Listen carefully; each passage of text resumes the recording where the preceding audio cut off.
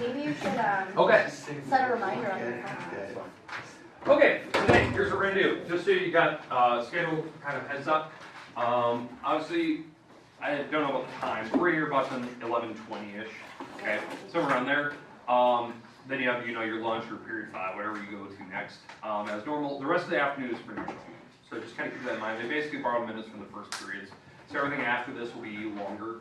Just kind of keep that in mind. Today, all we're doing in class is doing a few notes, and I'm going to give you time where you can work on that assignment. That was the one that I gave you Friday. I'm not giving you a new one today, because that one's due Wednesday. Does that make sense? Now, this week, I have no idea the schedule, like what's going to happen this week. Okay, because when our boys win tomorrow, they'll play Thursday morning, and I have no idea if we have classes, if we just go down to state. I don't know what time we play, so I don't know the schedule for this week. I don't know, like, if we win or lose Thursday, if they're even going to have school Friday, or if we will, and we'll just go down after, because if we're in the championship game, that's at night, and if we're in the consolation bracket, I don't even know if they'll cancel school. They might have school Friday, because consolation bracket isn't the finals game, so they might just say that we're going to have school anyway. So I don't know what the schedule is this week, so it could be random, okay? And just kind of keep it in mind, this week continues where teachers are kind of going classroom to classroom to observe other teachers. So my classes, no one's come into my classroom yet, so if a teacher walks in, they're not watching you guys, they're not watching necessarily what I'm doing, they're actually watching like how the lesson works. I know that seems weird, they're not watching like the content, they're watching like what strategy I'm using in class, so that's continuing this week. I didn't warn you last week because I didn't think anyone was going to come in, but it could happen this week at some point, because that's one of our projects we're doing. So don't be worried if a teacher walks in, they sit down. They're here to observe the lesson style of what's being taught. So, all right, today, here's what we're doing. We're doing the trig identities. We're going to learn the new rule today, which I know the rule up for your homework was replacing everything with sines and cosines, okay? What we're going to do now is we're going to go into Pythagorean identities, and I think we started those on Friday, agreed? Like I showed you the first one, which was sine squared theta plus cosine squared theta equals what? 1. Okay, that's what we talked about. In fact, I showed you how it works on the unit circle. I showed you how that formula still works if we use the special triangles like the 30, 60, 90 triangle or 45, 45, 90 triangle. That it somehow, it's just weird, it works out to be 1, no matter what. The goal today is to figure out the other 2. There's 2 others, Pythagorean identities. This is the first one. This is the main one. Okay, but this one branches off into the others. The goal today is to figure out the others, and then how do we use them? Like, what are we going to do with these? Because obviously these make sense. You look at a problem, you replace sines and cosines everywhere, and that's what we had our property sheet for, one of these. Anyone not get one of these guys last week? Perfect, okay. But again, we're going to learn the new one today. Okay, now, to start, I want to show you how did they come up with the other ones. Then we'll show you how to use them, okay? So now, here's what I want. Look at this formula up here. I need one of the trig functions, sine or cosine. Sine, okay. We're going to divide everything by sine. I know this is weird. This is how they molded into the other one. So we're going to divide everything by sine squared. So when I divide both sides by sine squared, that is a division property of equality. So it is, the equation is still balanced. So I'm doing it to both sides. I know it seems weird that this is not a normal thing you've ever do, but this is how they develop the other formulas, the other trig identities. Okay, in the front, what happens when I take sine squared divided by sine squared? 1, okay? Anything divided by itself is 1, okay? Now, the second item here, cosine squared over sine squared, that is the same thing as writing this. It's cosine theta over sine theta, and then they have a square on the outside. I know this seems weird when they put squares in here on the inside. No, the reason why they do that is so that you're not squaring the variable, you're squaring the entire thing. That's why they put the 2 on the inside. Does that make sense now? It's not like theta squared, it's the whole thing squared. Okay, so this is the same thing as what you're looking at here. Now the reason why, because you can actually distribute the square. That's actually a law of exponents. Okay, and then in the back, I have the 1 over sine squared. Now what is 1 over sine squared? What do you think that's the same as? Cosecant. Yeah, exactly. It's cosecant squared. Now the reason being is it also follows this rule. That I can take the square on the outside, like that, because 1 squared is 1, sine squared is sine squared, all right? These are the same thing. And then I can replace that with cosecant, like you just said. This is cosecant, and then I'm going to square it. That's cosecant with a square, and then you put the 2 on the inside. Here, what is cosine over sine according to your property sheet? Cotangent, okay, so that's cotangent squared, and then the 1 just stays there. Now, I would like you to look at your property sheet here, and you should be able to find this one. It is on the side where, you know, if you were here last week, we're looking at the side where it has the box on it, not the unit circle side. So if you look at both sides of that property sheet, one side has a unit circle and has some other stuff over here. The other side has a square around it, because that was the side we were using a lot. And I think last Friday we talked about you had to use these formulas last week, right? When we replaced everything with sines and cosines. I would like you to look right below it. Right below it. You see these now. They're called the Pythagorean identities. Those are the ones we're going to be using like today and Wednesday. That is one of them. 1 plus cotangent squared is equal to cosecant squared. They also have the top one. Sine squared plus cosine squared equals 1. Because that was the main one. It's the main Pythagorean identity. And then it bridges into this one by using this. Now, there is a third one. Agreed? How do you think they got to the third one? Exactly. It's the same work, but instead you divide by cosine. In fact, I actually want you to do that in your paper right now. I would actually like you to take that original function we started with, the sine squared plus cosine squared, sine squared plus cosine squared, equals 1. And I'd like you to divide everything by cosine squared and see that it does turn into the other one. So divide everything by cosine squared.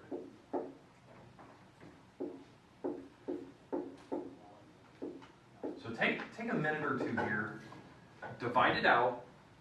I want you to see that it does work out to be that third Pythagorean identity that's on that property sheet.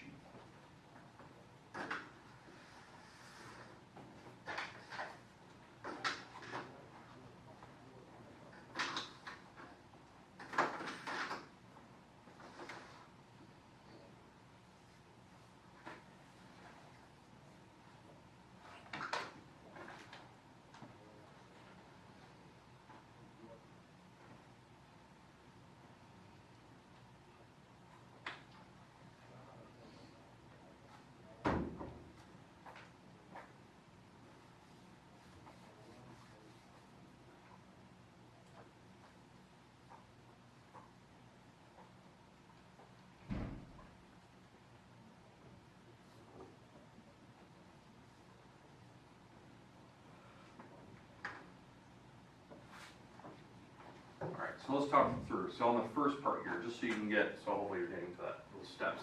What is sine over cosine? Tangent, and these are squared, so tangent will be squared. So this would be tangent squared here. Okay. Cosine divided by cosine? 1. Okay. And 1 over cosine squared? Secant squared. Yeah, because if they square cosine, you're squaring secant as well. This is that third one. So you should be able to see all three. The goal today is to learn how do we use these. Like, because obviously we have rules. Our goal on these problems, on what we're doing in this chapter, is to simplify very complicated trig functions. Something, you know, a rational function where there's trig functions top and bottom, or maybe they're adding a bunch of trig identities together. And our goal is to simplify it down to something, you know, easier to look at, or to prove that things are equal. That's a lot of those problems that we did. And the first one we did is to replace everything with sines and cosines. That's fine. But what happens when you need to go further? And that's where the Pythagorean identities will come into play. So what I'm going to do right now, I'm going to put the three Pythagorean identities on the board, and we're going to practice maybe 2 or 3 problems. And then we're done for the day. And you can work on your homework. Now the homework is going to be that's the one I signed last Friday. I think most people are kind of done with that. But if you weren't, I want to give you some time where you can actually ask questions and whatnot. Okay, so let me write up 3 trig functions on the board. Okay, there's 2 of them, and the last one is 1 plus cotangent squared equals cosecant squared. All right, so here's our three Pythagorean identities.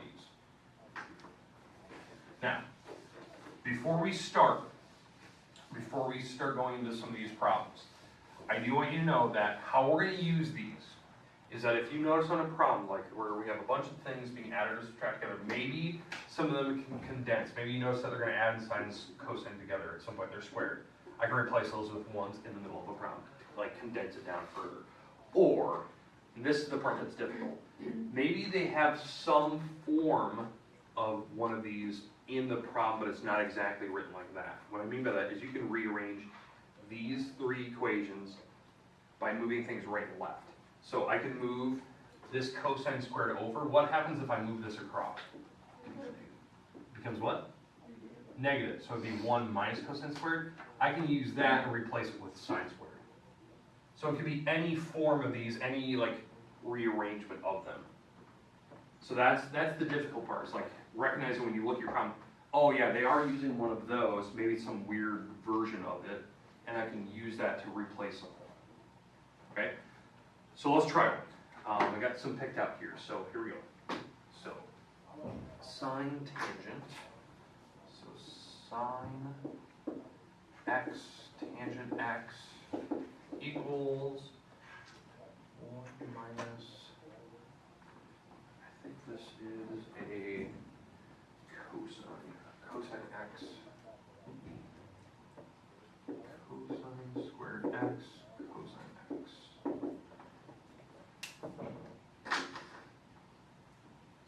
Alright, this is our first one. This is one of the easier problems I picked up. Okay, the goal is to show that the left and the right side are the same. They're equal. Okay? So we're going to try, it's like a proof, but we're not giving the reasons. So on this left side, what's the operation between these? Say it again? Multiplication. Okay, we're multiplying over here. On this side, there's really nothing difficult. There's no squares, they're not adding anything.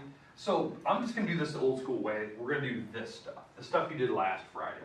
So like for instance, we're going to replace all these things with sines and cosines. So sine x, I'll leave that one alone. What about tangent? What is tangent the same as? Sine over cosine. And it's not squared, so we'll just leave sine over cosine. Now, how do I multiply those things together? What do I do?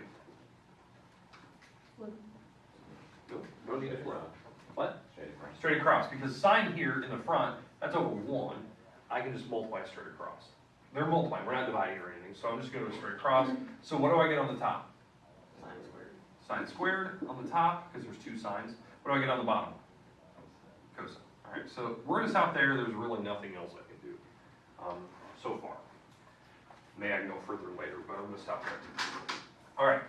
On this problem over here, on this side, the top, that part I recognize immediately. It's that over there. It's one of the Pythagorean identities.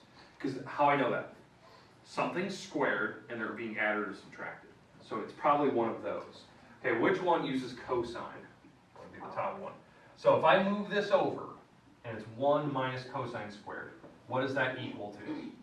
Sine squared. Sine squared. So I'm going to replace this with a sine squared.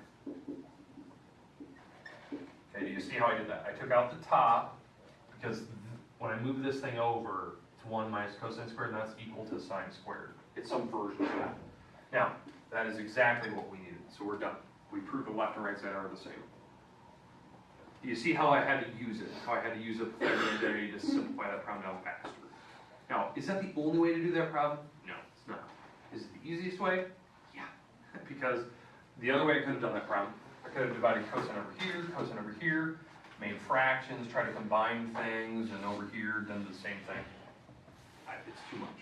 And I think it's easier if you recognize when you should use the Pythagorean identities. When you recognize they have some version of one of these, and I can make it smaller like I did here. This is a version of that top one, so I can replace it with something of equal value. So I used it. Okay, we're good with that? Let's do another one so you can see it. Okay?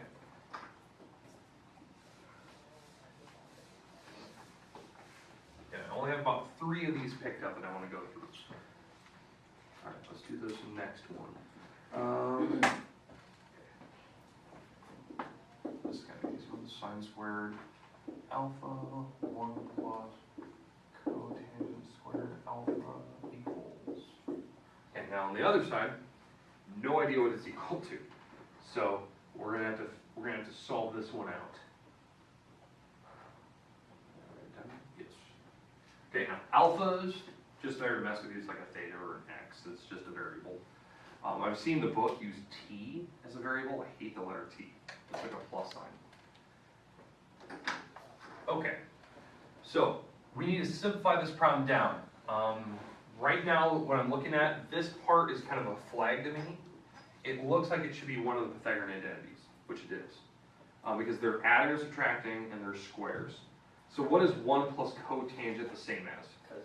Cosecant. You can see it over there. That's why I'm blue. This is cosecant squared. Alpha. Okay. Any questions with how I just did that? How I replaced something of equal value in there? Okay, now, what do you think I'm going to do for the rest of the problem? This. I'm just going to do the normal stuff. Replace everything with sines and cosines. Hopefully it works out nice and pretty. Okay? So what is cosecant the same as? 1 over sine squared. Yeah, because if you look at your property sheet, cosecant is 1 over sine. Sine squared. And what happens when I multiply these things together? Yeah, because this is over 1, the sine squares cancel out, what am I left with? That's your answer. That's what it's equal to. It's equal to 1.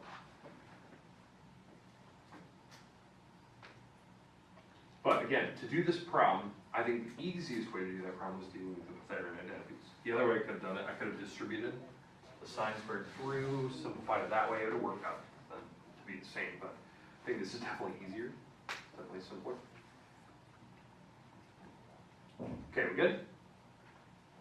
All right. Let's do the last problem here.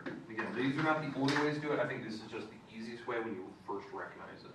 So now let's do a challenging problem. Let's do something that's a little more done.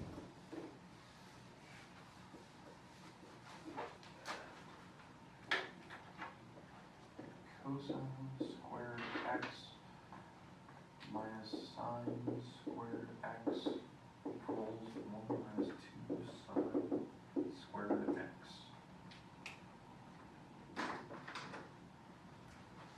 Last problem of the day. Okay, we're going to try to simplify the left and right side. Now, the big thing that when you're trying to prove the left and right side are equal, like this problem, right? They gave me the left, they gave me the right side. Never drag things across. I don't want you to ever like add something to the other side.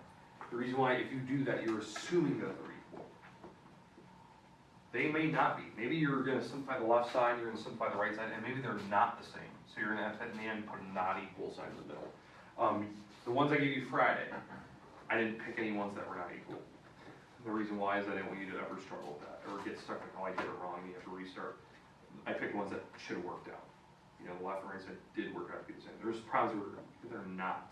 You have to prove that. Okay. Now, when you first look at this problem, some people, I don't know why, they look at this part, and they look over there and they're like, well, those are close. They look close. What's the problem here and there? The minus. Yeah, the minus side. And then I always have some person that I don't know how they do it. They justify in their head like, oh, that just must mean -1. No, it doesn't. So if that was a -1 here, that definitely does not equal that thing. Okay, so you would not be the same. Okay? All right, so what we need to do is we need to like just take a few seconds to look at what did they get rid of over here that is suddenly missing on this side? Like, what do you notice? Left or right? What's missing? Cosine. So, right? Do you see that? It's very plain. Cosine is missing. So what I probably should do is substitute cosine out. That's probably what I should do. That will hopefully make that thing over here. And since they're adding and subtracting, I'm probably using one of these.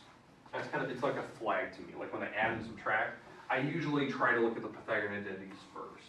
It's probably something to do that, especially when things are squared. Okay, so let's do a little bit of substitution here, which I know is kind of weird. Okay, so I'm gonna substitute this thing out. So I wanna get cosine squared out. So cosine by itself, so if I move this to the other side, this sine squared, what is cosine squared equal to? 1 minus sine squared, if I move the sine squared over, right? So this part right here is 1 minus sine squared x. Does everyone understand that? That I can substitute out cosine, and that is the same thing as 1 minus sine squared, because I'm using that part over there.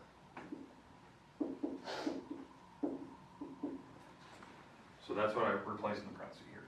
Okay, do I really need the parenthesis? No. It's just there to mess with you.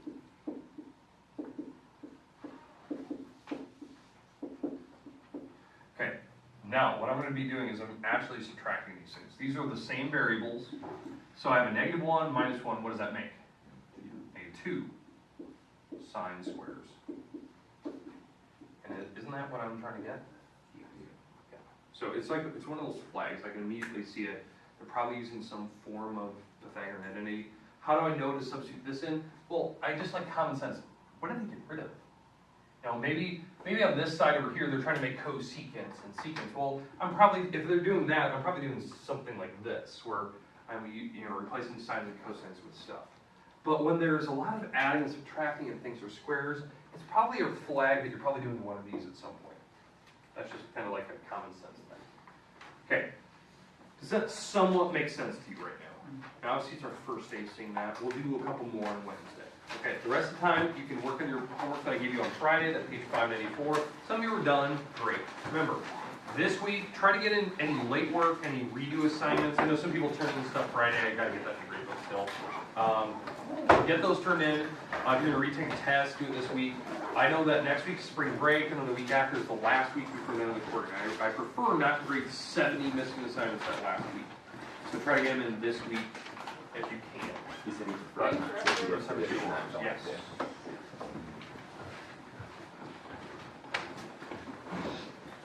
I would prefer not